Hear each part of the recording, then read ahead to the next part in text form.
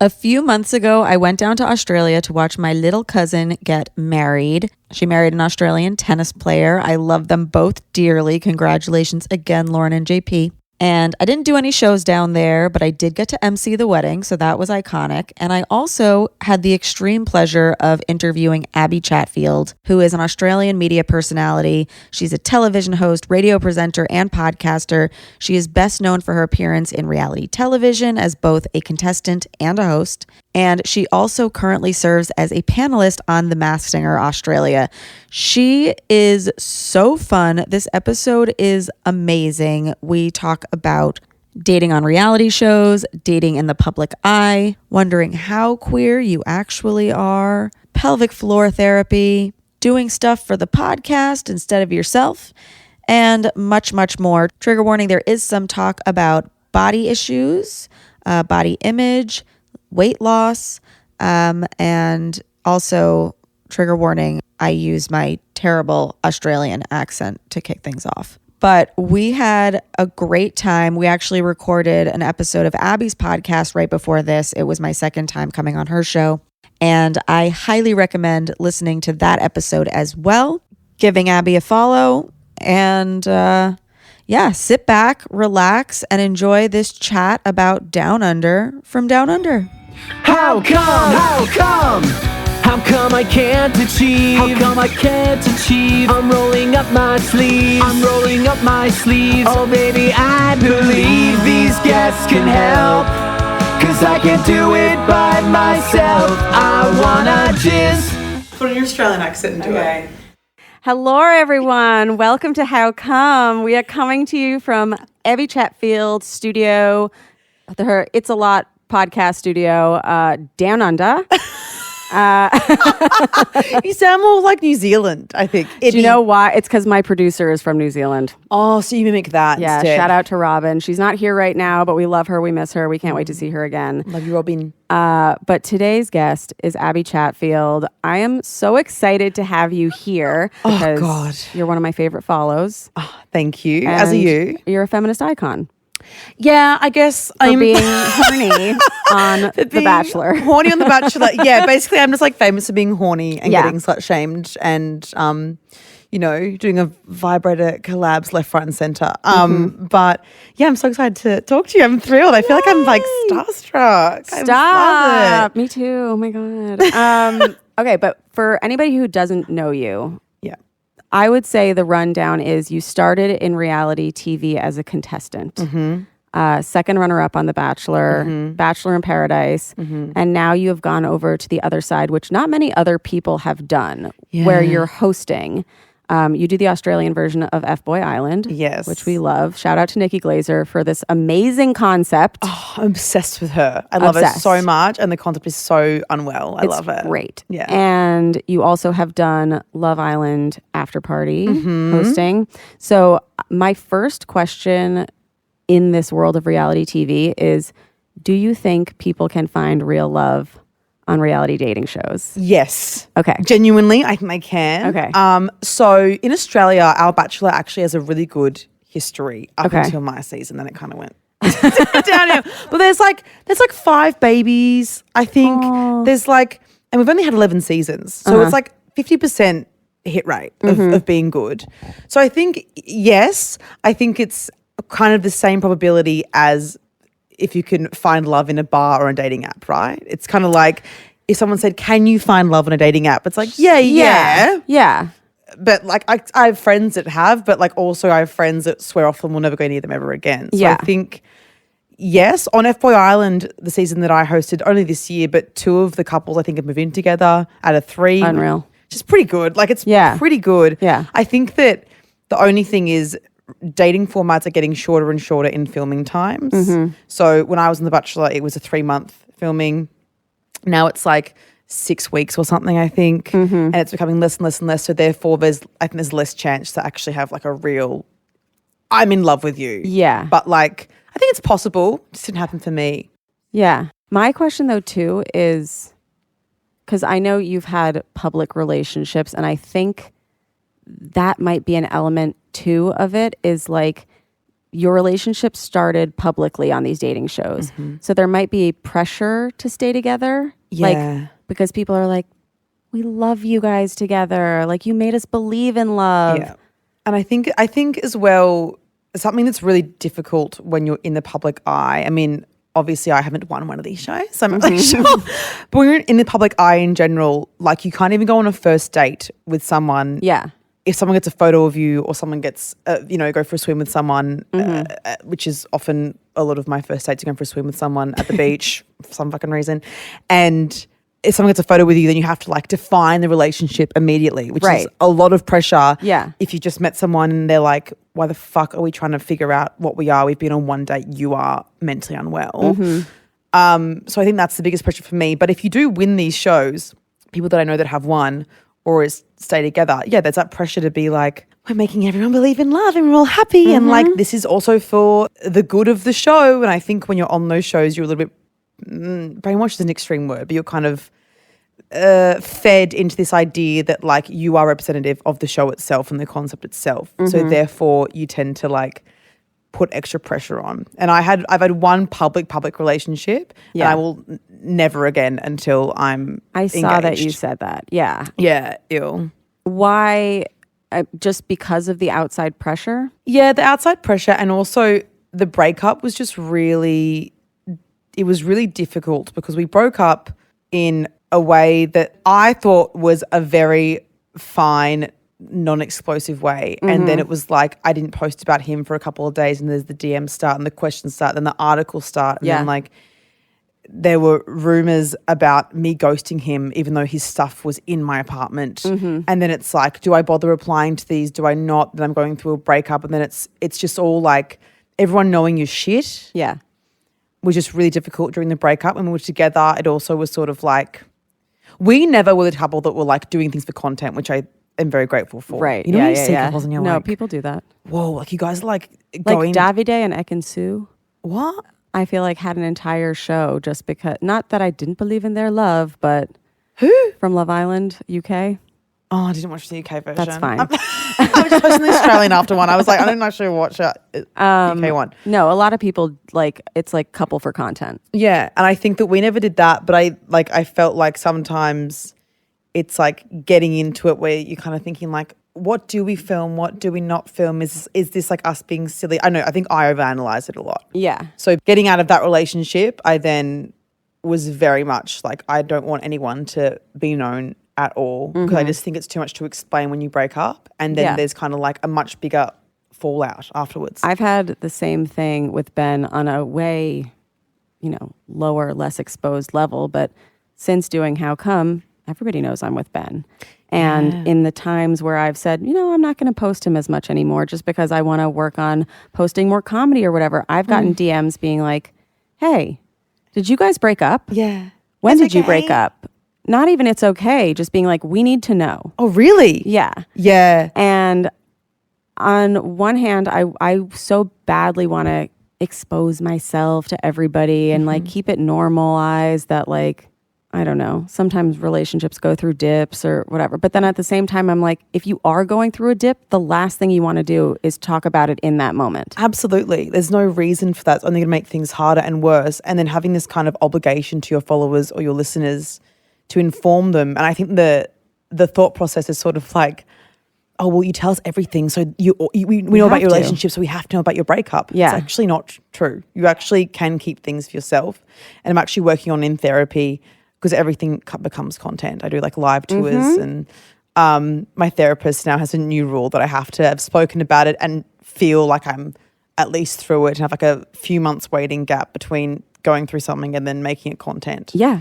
No, there would be times that Ben and I would be having sex and I'd be like, I'm going to talk about this on the podcast like while doing it. And I'm like, this is cracked. It becomes really fucking scary and you kind of think that I had periods where I'm like, am I a sociopath? Like, am I doing things? That's what it feels like. Am I playing with people just for content? But I think it's when there's so much pressure, like we said on my podcast, like sex can become boring to speak about after a while. So you're like trying to find new angles to speak about fucking. And you're like, I don't like any new kind of inkling of something different happening. You're like, okay, I'll stall that. I'll do it for the pod. Yeah, we're just content. Have you ever done something for like people will be like, oh, do it for the story. But then like, you're like, I'll just do it to talk about it on the podcast. Oh yeah, like I went to a sex party recently and I was teetering between going and not going. And I wanted to go. Yeah. But the thing that made me really go was I was like, well, podcast content if this was good. Like I was recording an opener when I was getting ready to the podcast. Like I was like, I'm getting ready now. That's so funny. But then it was nothing. So then I didn't end up. You didn't do anything with anybody? No, didn't touch anyone. Didn't want anyone to touch me. But did you observe? Well, I observed an orgy. That's part of it. That was part of it. Yeah. But I went with my platonic friends who I thought I would go and be like, yeah, like get me in the middle of an orgy, like fuck me. Yes.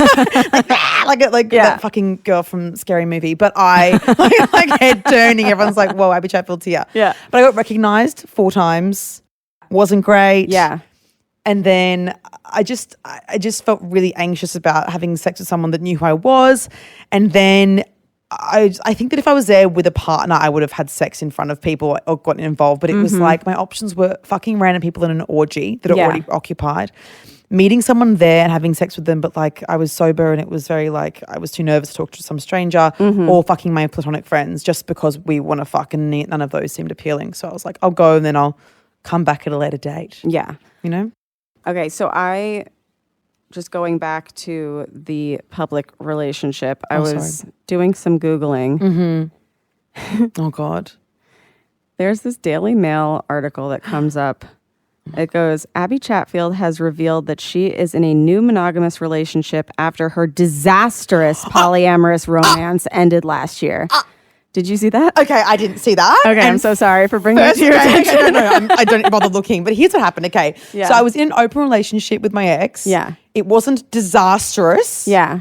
And we didn't break up at all because of the openness. We broke up because we just didn't, it just wasn't working. He moved in very early. It just wasn't the right thing. This subject line is very much like, thank God she's back to monogamy because polyamory is a disaster. But I do want to ask about the openness.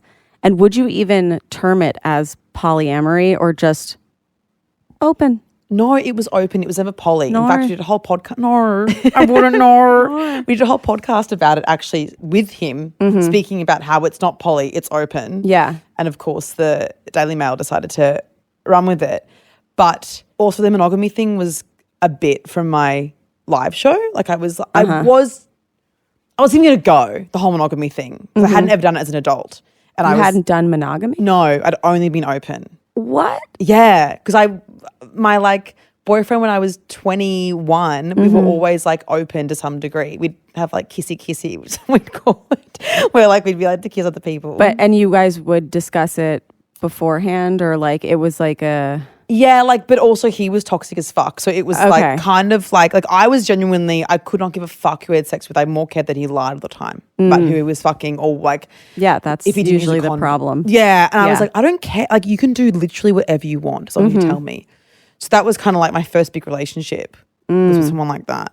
But I genuinely, like, I get very horny from my partners talking about fucking other people. Or like the thought of them fucking other people. Like in threesomes, I'm always just watching usually. I'll get involved because I feel like I have to because I'm there. You know? I'm like, I'm like, okay, may as well suck something. Yeah. But like really, I enjoy just watching. So even like the openness always came really easily to me. But yeah, so then I was trialing monogamy with this guy that I really, really liked. But only because he was going to move to LA in 8 weeks. Okay. So I was like, oh my God, it's like we have like an expiry and I can see how I like expiration this. dating. Yeah, and I really liked him. And I was like, you know what, maybe I'll just have like a healthy, nice thing for 8 weeks and it can be like a little trial of something nice because I tend to date people that are pretty unwell. And but then he didn't move to LA. So then I was like, I don't really know like what to do here. Then we ended up not working out. But because I had this idea that like I had a certain amount of period that I would do it for. So I then spoke about it at my live show and I made a joke that like, guys, I'm monogamous, like 6 days strong. Got it. And then that turned into I'm coming out with my new monogamous relationship that was actually like I'd been casually seeing him for like 2 weeks and I told him about the bit in the show and it was like, I don't actually think we're together. It's just, got it. You know, we're only fucking, it was a very complicated thing. So yeah, then for it to be turned into disastrous. The Bachelor must have been pretty easy for you. Oh, babe, so easy. Where I feel like a lot of other people, it's like, oh, this is the first time that like a bunch of people are dating the same person. Yeah, I think so. I was 23 as well, and I had that kind of early 20s confidence that you weirdly, I think you kind of lose it as you get older, but you get more of like a solid confidence and self-assuredness as you get older. And I think at that time, my thought process was like, well, if he doesn't choose me out of these girls, then like obviously I'm not for him and that's fine. And I was so fine with not being chosen that way. And I also applied as a joke. I thought it'd be funny. Like I kind of did it for, like as a bit. So I was like, I didn't really care. But then you did it for the pod before the pod existed. Exactly. I knew. Yeah. I knew it was going to be content one day. Yeah. But I think that I just like, it was easy for me. I guess I've been trained by my dickhead ex to not really get nervous about like any physical interactions, which like on the show, a huge thing was that I kissed him when he didn't take me on a real date, which is so 1810s. Like it's what the fuck? Yeah. Everyone's like, she showed her ankles as well. They're like losing their minds. Yeah, Hester Prynne. Yeah. And I think that the fact that I'd kissed him without going on a date with him, and it was kind of like I didn't care if the other girls were getting with him, if that makes sense. Like it never affected me the way it affected other girls. They like lost their minds. And I was like, oh, you guys kissed. Like, was it a good pash? Like enjoy. Like, and I think as well because I was bisexual, I wasn't like. Yeah, when did you come out? So I came out like publicly, like 6 months. No, to yourself. Oh. I don't care about public. Who cares about the public? I just care like when you knew. I think I knew. So I fell in love with this girl. She was my best friend and we lived together. And she was going overseas for like 4 months and we worked together and I fingered her in the bar that we worked at knockoffs, like after drinks. And we were best friends, but all these photos of us, I'm like, we're in love. Together. That's so, I got licking tongues and stuff. Like best friends, like and finger her in the bar. And then she went overseas. And like when she left, I was crying like she died. And she came back and we lived together.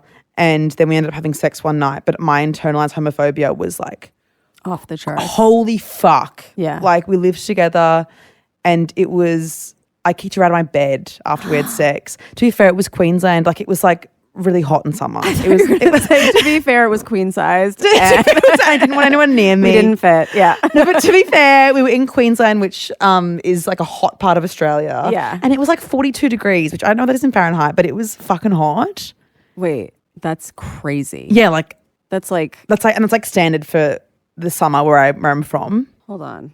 Can I convert this for a second? I reckon it's like 107 is crazy. Yeah, hot. So we were sweating a lot and I was kind of, it was the homophobia though, but then I kind of, look, it's my excuse, but I was like, can you, like after I'd come like 4 times, we'd be having sex all night. I was like, can you get out of my bed? And then as a reaction, I then got a boyfriend like the week after because it's so easy to get a boyfriend. And I was like, whatever, you'll do to deny that I'm. Yeah, to prove it to you and to her. Was she out? She wasn't she'd had like threesomes and stuff and I think she was more out than I was. She was a bit older than me, like only a couple of years. Okay. But we worked in this environment that was really like sex positive and everyone was really like, these are my friends, like this friendship group, my like good friends of like now almost 10 years. So like they were my first like progressive, you know, not private school girlfriends. So she was much more out, but then she ended up, we're not friends at all anymore because I treated her like shit afterwards. Not intentionally. I just was so like, I had so much internalized homophobia that I just like couldn't accept that I was queer at all. And where I'm from as well, it's kind of like the Texas of Australia. So it's like, don't you think? Lim's laughing. I think so. It's like very like backwards in some way. Yeah, like I knew one lesbian, you know, in my entire. One out one. Yeah. And then everyone else is like cis gay men, you know. Yeah. So there wasn't much of like a queer scene. And I just felt, so it's okay to be a gay man? Yeah. In Texas? Well, in Australia's Texas, I think that it's more okay than it is to be a lesbian. Because patriarchy. Cool. Because patriarchy, yeah. And you're just putting it on or it's like a phase or whatever if you're a lesbian or if you're queer. So, yeah, then I kind of came out. My friends all knew it and then I kind of went back in the closet then came out again and fucked a few girls and went back in. But now I'm currently on a mission to fuck more women. So that's my current. I think you should. Yeah, I think I'm probably more gay than I accept. And the amount of men that I've fucked and I've said, oh, I think I'm just gay, so should we just see how this goes? That's such a good pickup line, though. It's like, I'm really not invested in you because I'm probably gay. I think I'm just gay. Like men that I've been fucking for years, though. And like one of them was like, I think you just need to go and date a woman because I think you say this every time we have sex. And I go, yeah, but like the admin, like I can't, it's really, like I'm like, I'm much have better. To get like a new license. And it's a whole thing, you know. But so, yeah, the internalized homophobia has continued through as a recurring theme. I saw that you said somewhere, maybe it was on your own podcast, that when you have sex with men, you think about women. Yeah, or like anything else except for where I am.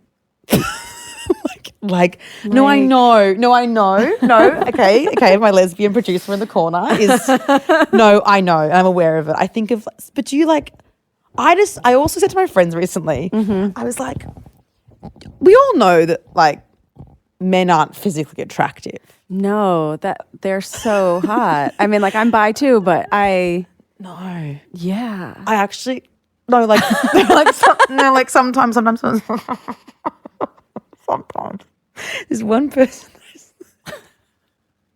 There's this one person that I fuck. This one man that I fuck. Yeah, and like love him, but like often like when I'm having sex with him, I have to say out loud, like, you're so hot, to convince myself that I think that he's hot because everyone else thinks that he's hot and I don't really see it, but great at sex. Makes me come when I dissociate. And he actually called me out at the start of the year saying that I dissociate during sex a lot. that your eyes like glaze over. Like, oh, I can't come with my eyes open.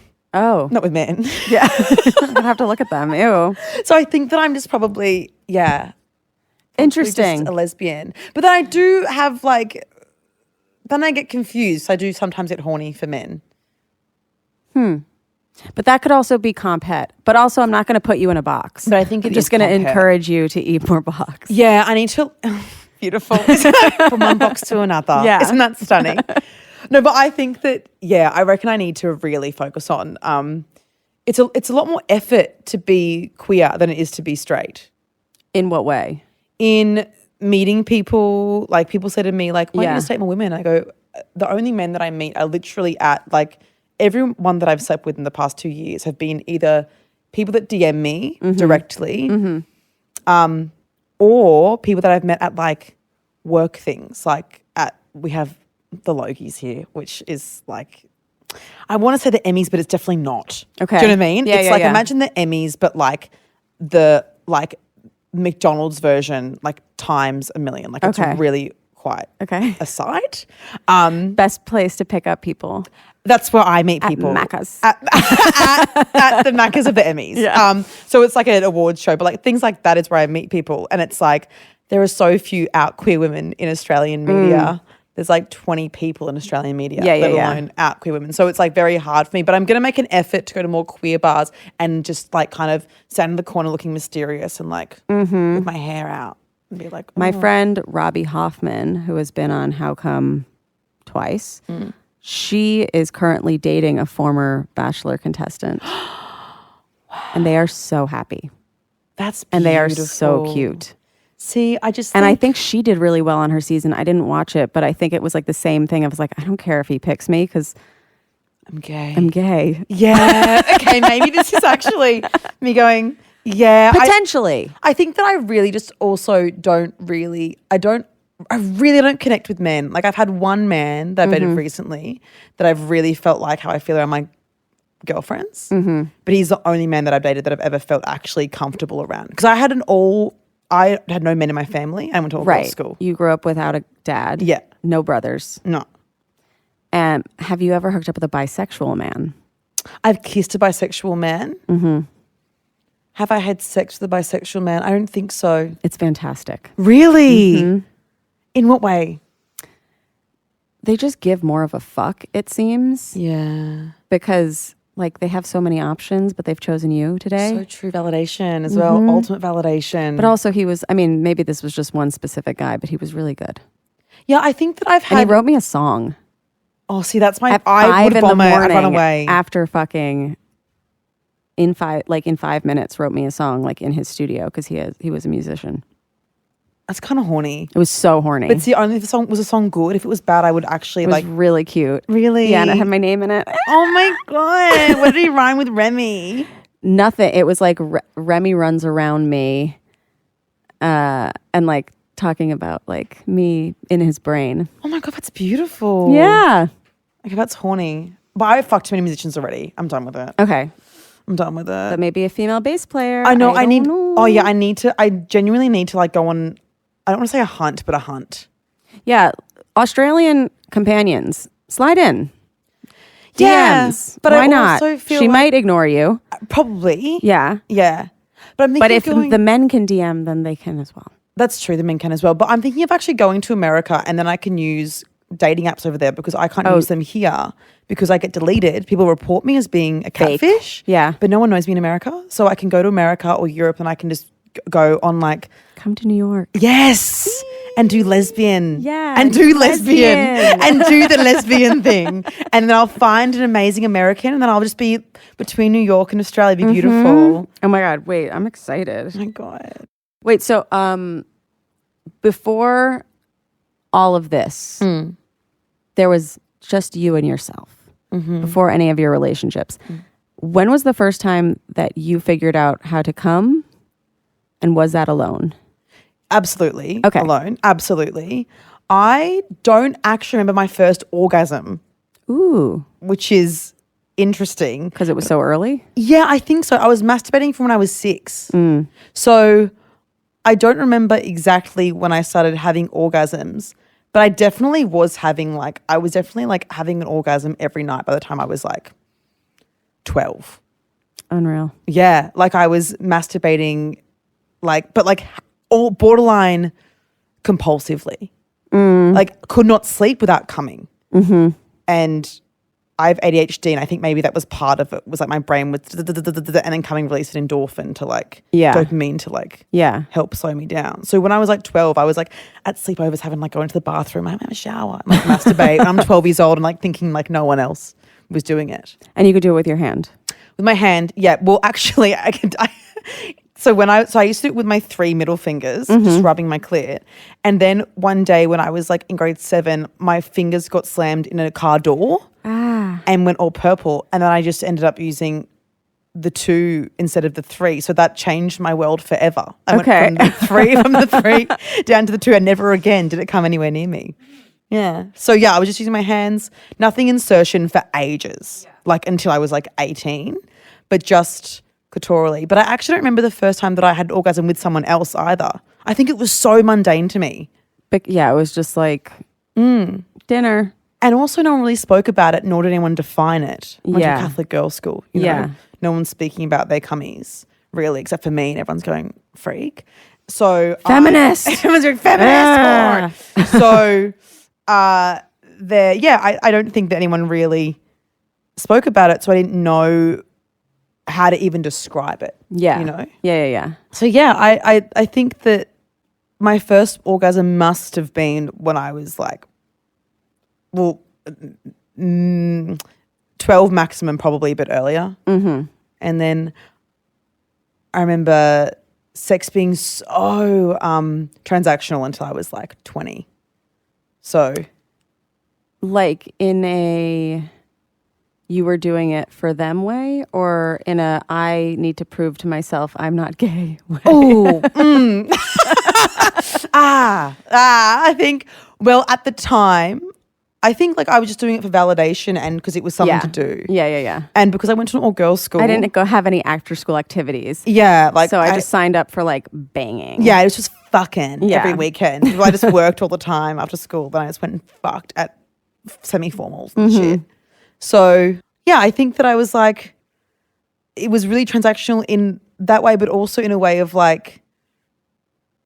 again, I didn't know how to relate to or talk to boys or men. And I didn't really have any desire to. I wasn't trying to be one of the boys or get talk to these 17, 16-year-old boys about rugby. I don't give a fuck. So I'm just going to go to this party, hang out with my friends, have sex with you in a random bedroom and leave. Yeah.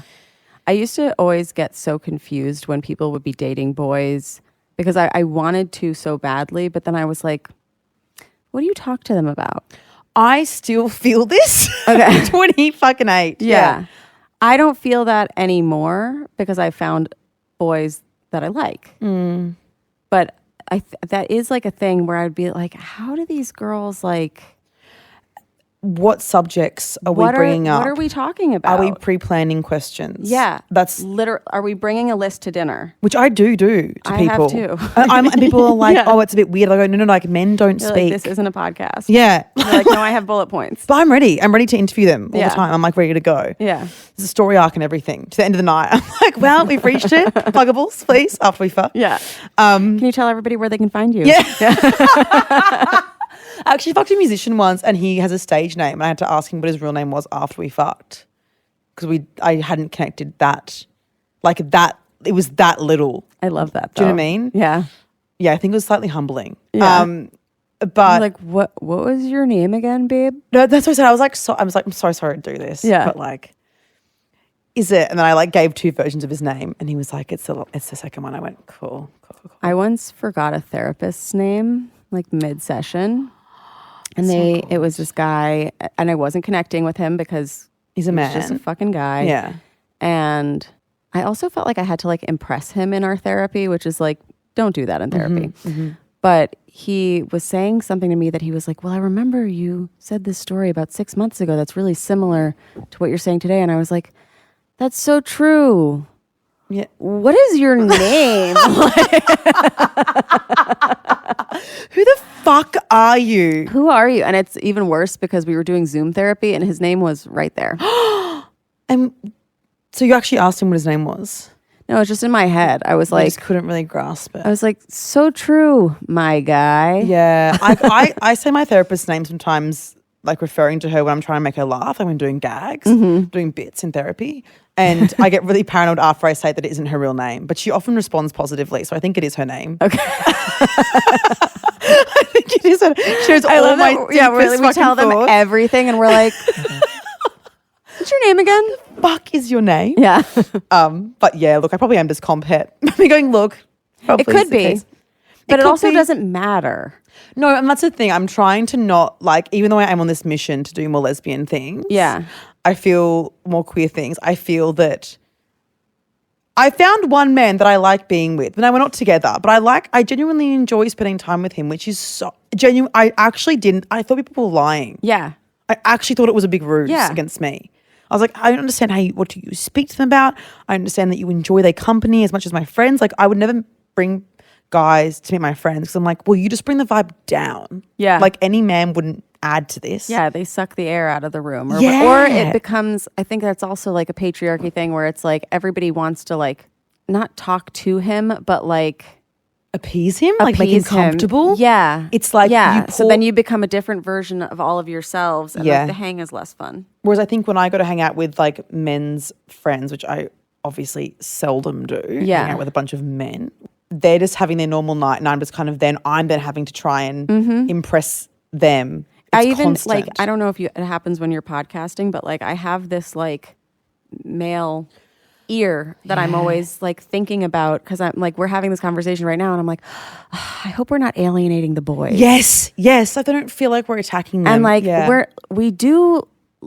anybody who listens to How Come, I love you. I literally love you so much, but this is just how I've felt. And I hate that I'm like speaking directly to, I haven't spoken directly to the women who listen to the podcast or the non-binary people, but like, I'm just so concerned. That they're going to feel isolated. Yeah. Yeah, I was going to wear a t-shirt today that said guys make nice pets. And I thought better not. Better not with the American potential audience. Mightn't get it.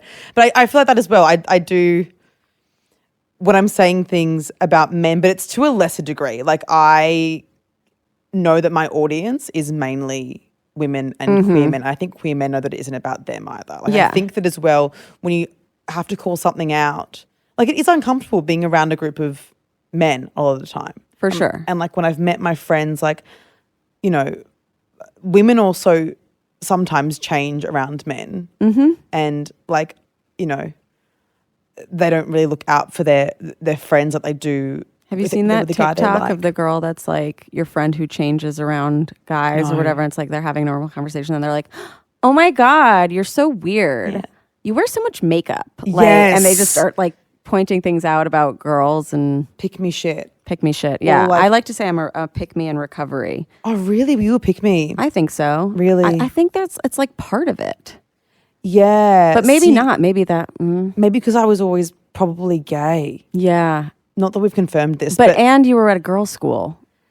Yeah. So we had no male interaction at all. Like it was exciting. The boys would come for the musical and it was exciting seeing them walk up the driveway. It was like, wow, boys are here. Boys are here. It was crazy. But it never like interfered with in class.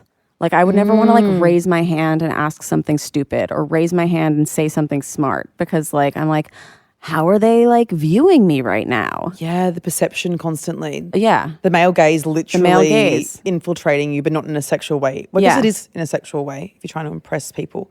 But see, we had one day in my high school career that the boys' school, we did like half classes for some reason. I have no idea why. Can't remember. It was fucking weird. I went to like, why the fuck were boys near us? Like it was really crazy for me. And it was the worst day of school I've ever had. Like I didn't they were so loud, so overbearing. They would laugh at you if you made a comment that was either correct or incorrect. Either way, you were fucked. You were the butt of their jokes. You get like catcalled. And I was like, this is our school. Like what the fuck are you guys doing here? Like it was actually hell on earth. So that's the one thing that I do. I'm very glad I went to an all-girls school. Yeah, we had to go to my dean of like the 8th grade because the boys would stick their lacrosse sticks like not up our butts, but like they would like poke us like in the hallways or whatever and like harass us. And we had to be like, these guys are like doing this thing. Can they not?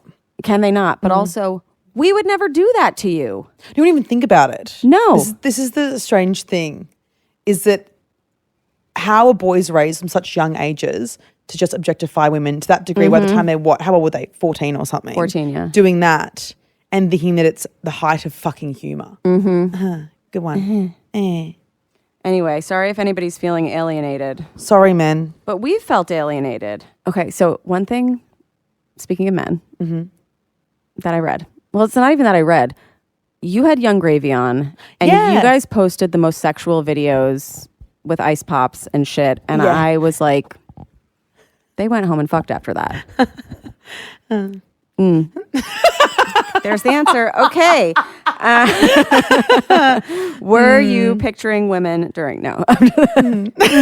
Okay. Well, to be fair, that was kind of a bit that we did. Like we did think it was funny because I'd been slut shamed by a radio host about going on a date with Young Gravy. So we kind of amped it up. Got it. For my radio show that I had at the time to make it like we were kind of like poking the bear a little bit because he texted me after this interview and was like, I said the weirdest interview. What the fuck? They were being weird about you. And then so it was we were kind of like poking a bear. But yeah, Matt's nice, isn't he? Yeah. Well, Ben and I started hooking up after a bit too. Really? We just thought it was really funny to like make out with a lot of tongue in front of people. Like we had never hooked up before, but we were like, look, you guys. And then I was like, we're dating now. And everyone's like, wow, do it again. Yeah. This is riveting. You guys see, we can fucking lick. We can lick. Okay, so I told you on your episode with me, by the way, if we haven't said it already, I did Abbie's podcast, and you should listen to that too. It was fun. It's funnier. Twice. It's funnier. I've done it twice, but I'm saying this most recent time. Yeah. Like today. like 45 minutes ago. Like 45 minutes ago. You guys should listen to that one. It's really funny, and I wish it was my episode.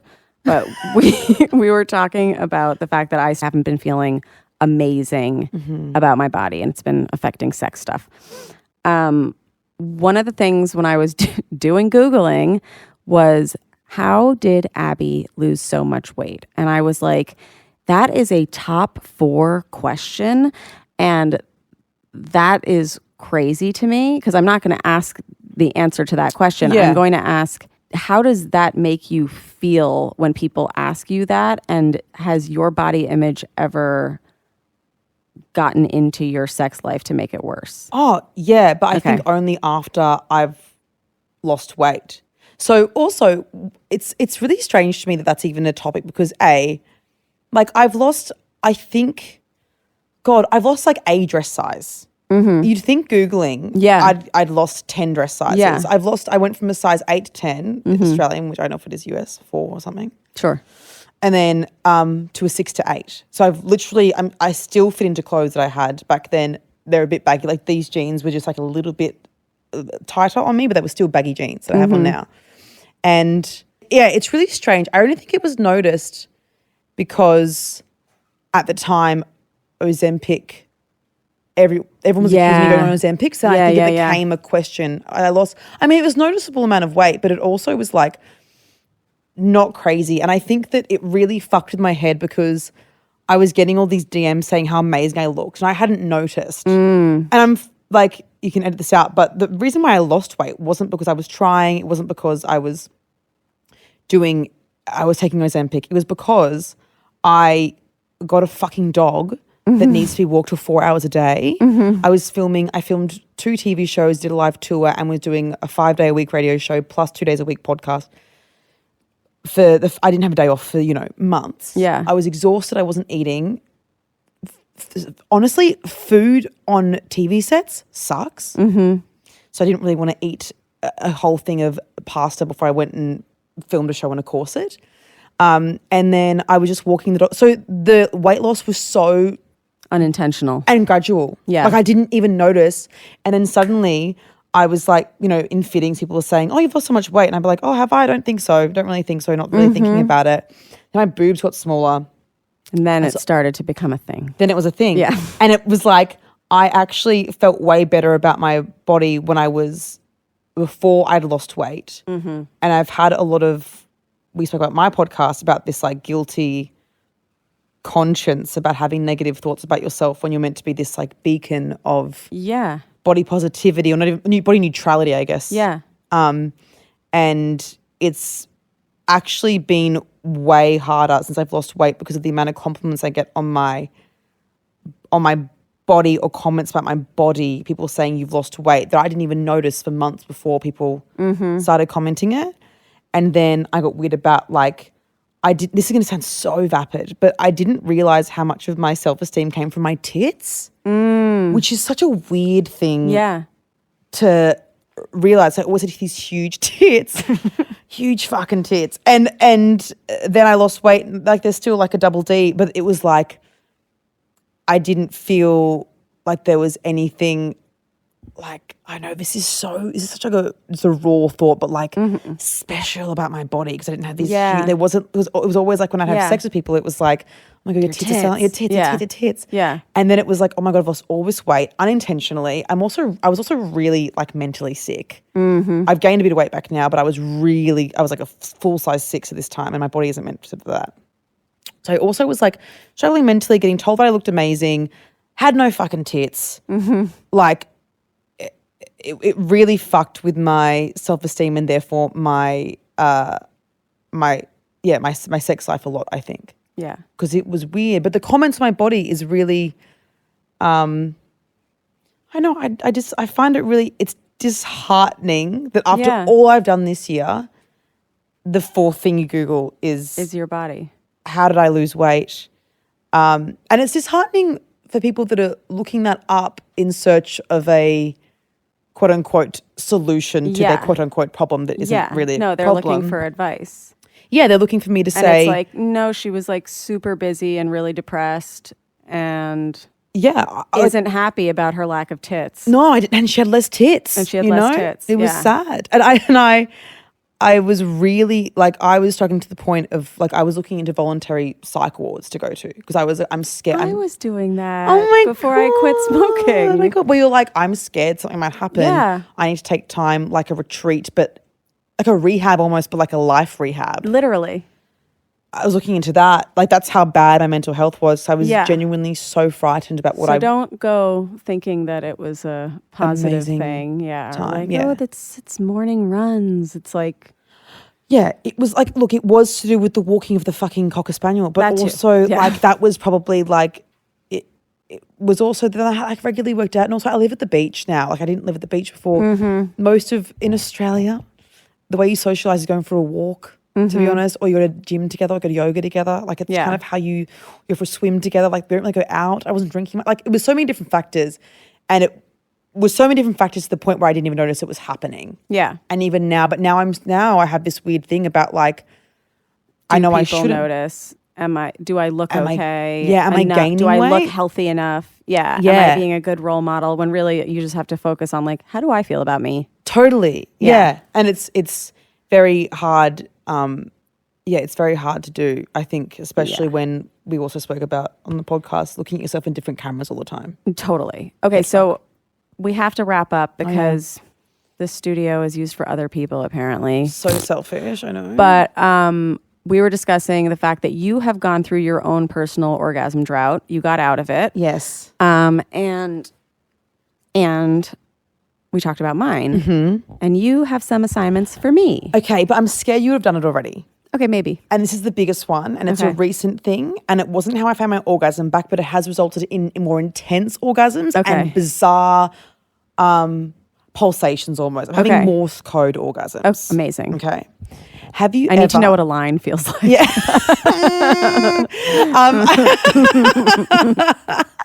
Okay. Have you ever, and I'm actually pretty sure you would have, but have you ever been told to go to a pelvic floor physiotherapist?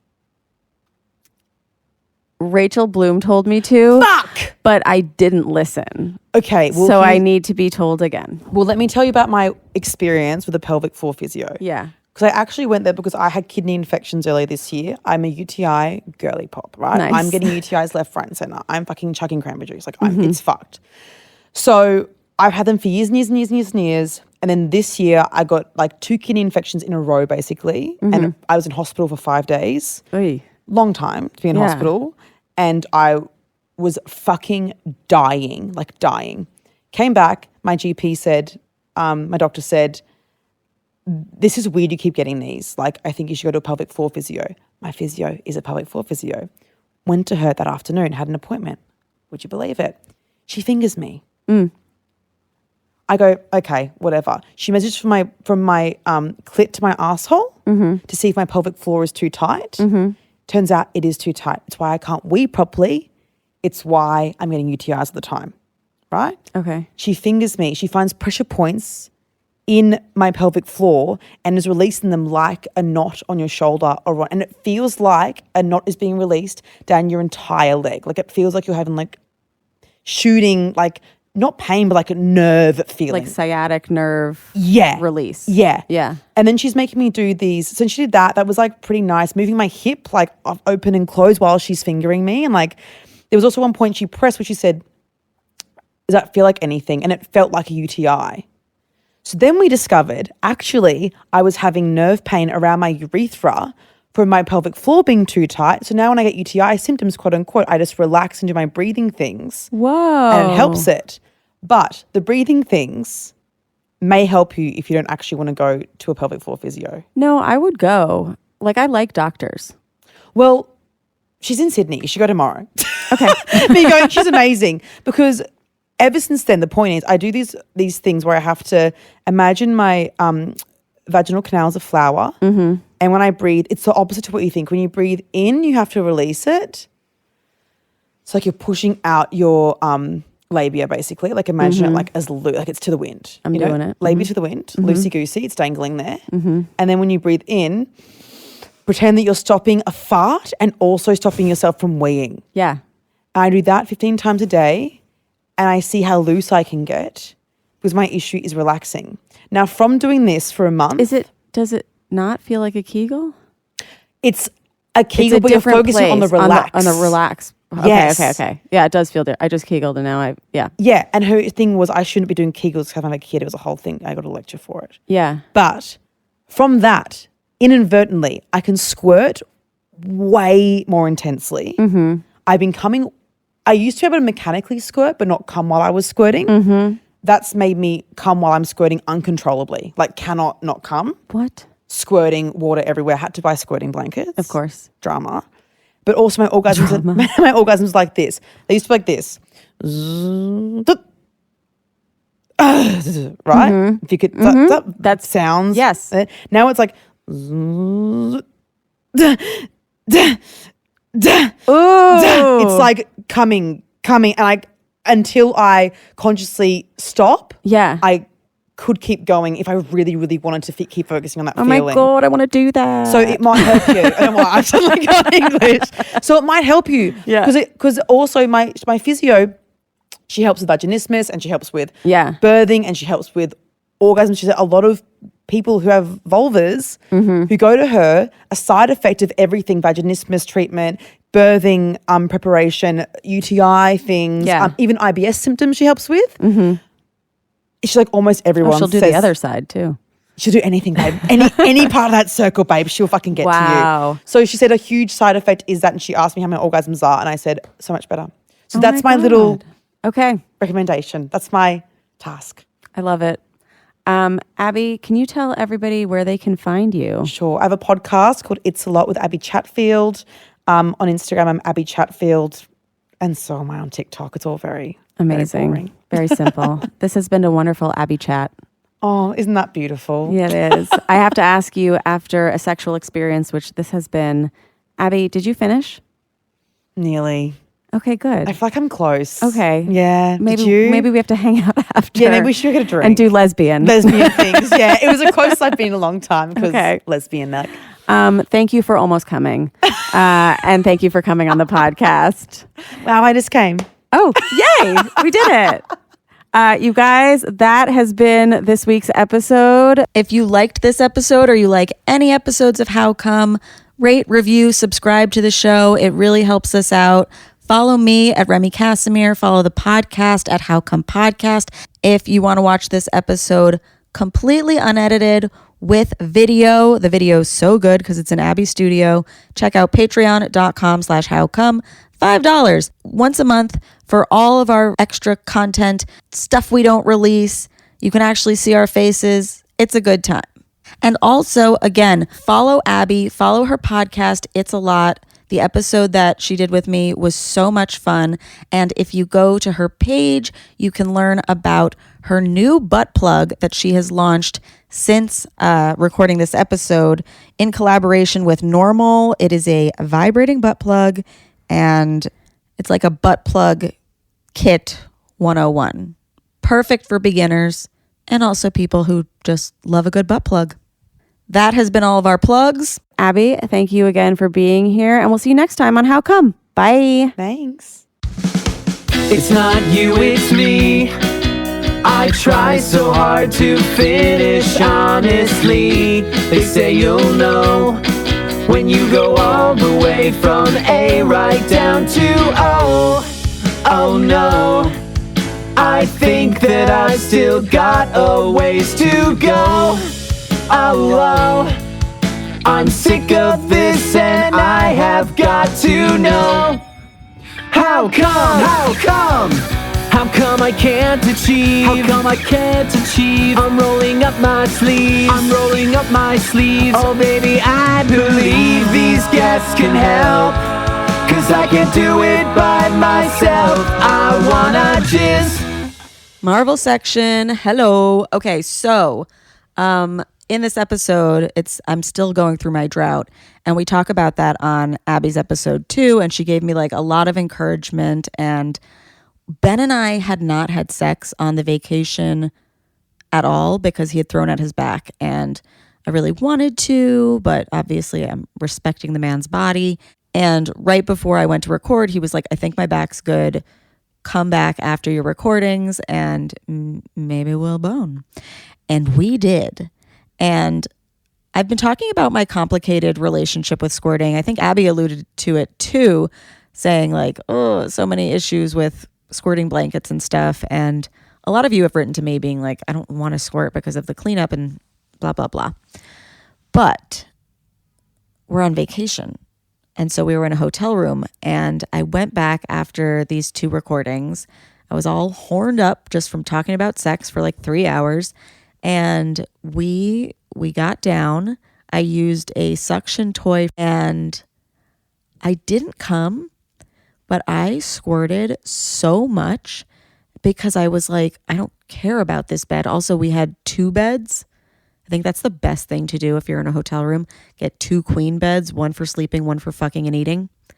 And I just like let it go. I squirted so much. Ben said he thought it was really hot. I don't know why I'm saying that. Like, it's still like a surprise to me, but you know, we're still unlearning all these years later. And it was a really good time. It didn't feel like an orgasm, but it did feel like that release that like Lola has talked about and Dr. Tara has talked about, and Abbie was talking about how she likes squirting too. And yeah, I squirted really hard, a lot, and it felt really good. And obviously, you know, fast forward now a few months, I am having orgasms a little more regularly again because of these breathing techniques. I do think I might go see a pelvic floor therapist just because so many people have suggested it. And I'm curious, like Rachel found something when she went to hers with her really like tight hood on her clit. Abbie found something when she went to hers.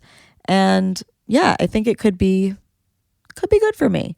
Don't hold me to it because, you know, sometimes I just don't do shit.